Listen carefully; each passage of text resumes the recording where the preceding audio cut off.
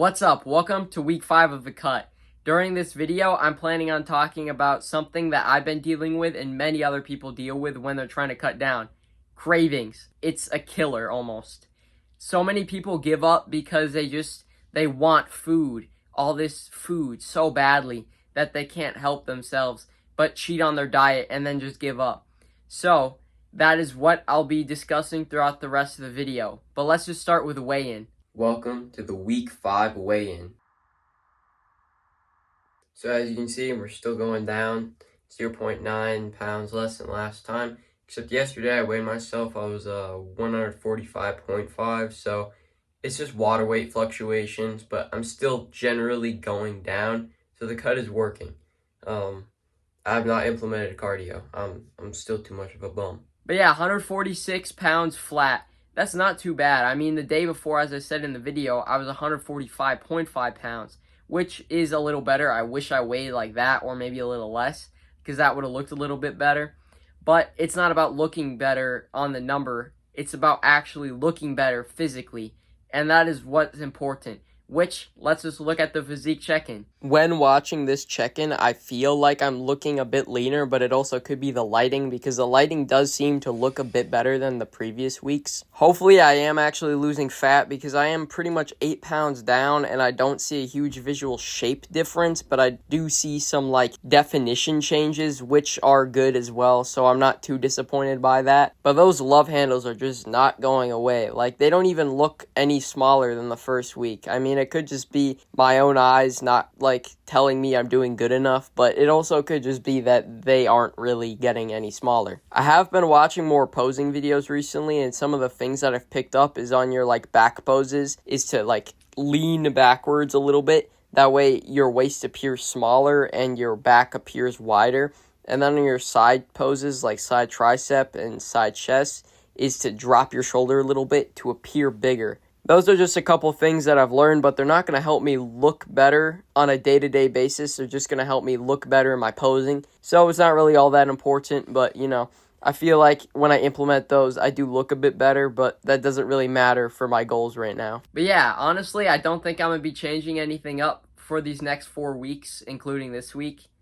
And I'm just going to keep doing what I'm doing, because overall, I think it's going pretty well. But now, let's talk about cravings. I've been dealing with cravings a lot through this last week specifically. I just want all this food. I want to go to all these fast food places, but I know I shouldn't because I'm cutting. The problem is because I'm restricting myself of these types of food, I want it more. And that's the thing. You have to do some sort of smart cheating, or else you need the mindset of a bodybuilder on prep, because you just won't cheat at all, which is something that I can't not cheat a little bit, but it's about doing it correctly. Cheating correctly means eating the foods you want, but still being in the same calorie deficit. And it just means that you might have to eat more protein and less fun food later that day, but you still get to enjoy what you wanted to enjoy. Unless it's eating a whole crumble cookie, that just can't fit into your diet. You can't eat 1,000 calories of sugar and then expect to be able to only eat 1,600 calories that day without problems. That might not work, but you can have a little bit of it and still enjoy it. You just gotta make sure to enjoy your food. Chew slowly. It makes you more full quicker. But yeah, specifically, I've been dealing with the cravings of wanting hot dogs, which I never liked hot dogs. Really, I don't eat them, but for some reason now I want them. There's nothing weird about a man liking some wieners in his mouth, but I just really have been wanting it lately. And burgers and fries and this kind of all-American food and pasta, and just I want carbs and fats. And burgers. Sorry, they told me to come here. I'm new. Sure. Have a seat, Mr. Burger. Evan Burger. Burger? I'm sorry, did he just say that his last name is Burger? I want fried chicken and all that too. I'm so tired of eating just plain chicken and plain salmon and just these basic foods. I want more fun food that I know isn't good for me, but it just tastes so much better. And dessert too, it's all these things. But what you can do to mitigate your cravings is buy that food. but make it healthier, if that makes any sense. Like, don't eat as much of the unhealthy food. Like, you might want pancakes, so instead of eating like 10 pancakes, only make yourself like 3 and then have, eggs and sausage on the side so you still have protein and healthy fats without just completely destroying your diet that day. There's all these little things you can do to significantly help yourself through a cut. And that's one of the main things that I have decided to implement better, because smart cheating is something that, it's just common sense, but it's also something my GOAT, the greatest bodybuilder of all time. No, he's not the greatest bodybuilder of all time. He is a good bodybuilder though. Mike Mentzer. There's so much glaze on him. Like, people just can't stop, and it's understandable. He has the great physique. He was one of the first people to like talk about HIIT philosophy and training as if it actually like made sense, because people thought volume meant muscle growth when in reality it was actually intensity and actually pushing yourself during your sets, not just doing 20 sets. You're not just doing German volume training and taking 40-second rest breaks. You're not actually going to failure. You actually need to train hard to put on muscle. But that's not what we're talking about. We're talking about smart cheating, which is something he implemented in his diet too when he was cutting down. Even though it does make it harder later in the day because you ate so much calories at once at that point, if you can save that fun meal for dinner time, it is so much better. Yeah, it can be hard to like eat less throughout the day because you're saving calories.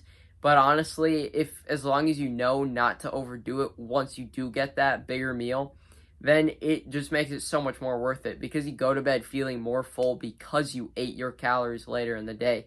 If you step on the scale at the same time every day, you might be up a little bit, but it's just water weight because your body doesn't know what time it is when you eat. So it really doesn't matter if you decide to save all your calories for the end of the day and have it be something fun, as long as you still hit your macros. Smart cheating is something that everybody should try to implement if they're cutting, because it keeps yourself from wanting to go out and buy all that crappy food that you don't need, and actually just focus on cutting down and finishing your cut strong and actually hitting your goals, and not just slacking off and deciding, oh, I guess I should just bulk now because I already gave up. That's not what smart cheating is.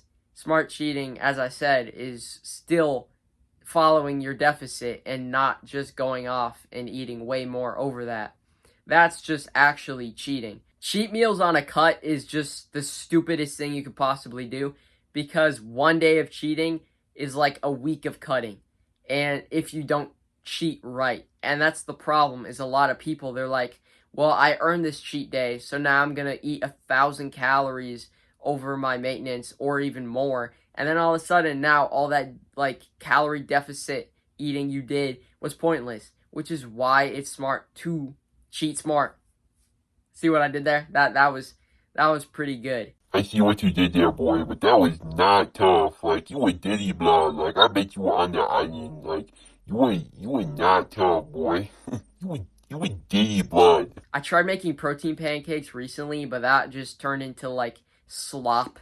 It was bad. I didn't add any flour, and I used vegan protein powder. If you watch my last video, you know I'm lactose intolerant, so I can't use Kodiak mix. But for people who can, that is such a smart way to do it. What I'm going to do is get some like pancake mix and just not take a lot of it, just have a few pancakes, so then I can still make myself feel like I'm getting to eat what I want, but I'm not just overdoing it and resulting in not actually being in my deficit for that day. But yeah, smart cheating is like the best tactic in keeping your cravings down, because you're getting to actually eat what you want to eat while still losing weight.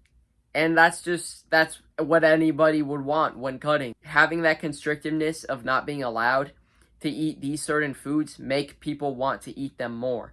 So you just can't do that to yourself unless, you have that like Rich Piana mentality. You'll do whatever it takes, like that. A lot of people aren't like that though, including myself. I'm not going to do whatever it takes to hit my goals.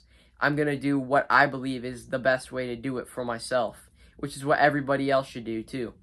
But yeah, thanks for watching to the end of this video if you did. If you enjoyed it and want to keep seeing me, hit that subscribe button and leave a like on this video because I really appreciate the support. I'm going to keep uploading these type of videos for a while. I mean, even once I start bulking, I'll probably do like monthly check-ins. But yeah, thanks for watching again, and I'll hopefully see you in my next upload. Goodbye.